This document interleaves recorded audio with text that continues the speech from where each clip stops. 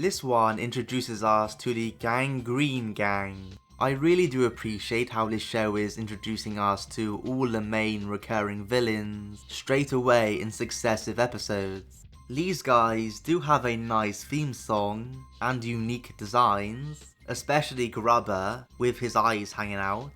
But outside of that, they are just your usual criminals. Here though, they are targeting children at the playground, even abusing them like throwing a dodgeball in their face and giving them wedgies. This alone makes them more scumbags than most. The twist of this episode is that as the Powerpuff Girls come to the rescue, as always, the leader of the gang, Ace, noticed that Buttercup seems to be taking a liking to him. He uses this time and time again throughout the episode to get his boys off the hook. Now obviously you could say there is a creepy element to this, because yes, Buttercup is essentially crushing on an adult, or at least a teenager, and out of context, them inviting her over to their house for the night is creepy as hell.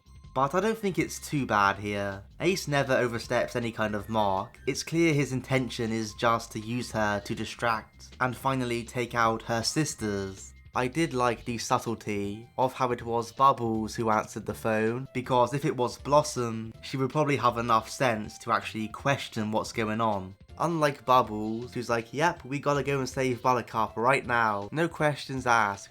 Anyway, going back briefly to the Buttercup Ace thing, it is somewhat normal for kids to get crushes on people who are way older than them. That's fine, as long as the older person doesn't reciprocate it, of course. So that side of things wasn't my main issue with the episode. My main issue was I never found this particularly entertaining. The scenes with Buttercup hanging out with the gang never did much for me. And although she does have a more rebellious side to her, I'm not entirely sure it fits Buttercup's personality, her character, to enjoy the gang bullying people and animals like they do.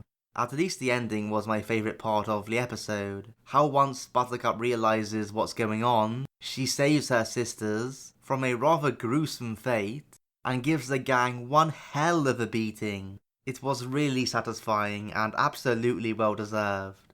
Still, this is not an episode I will ever be rushing back to watch myself.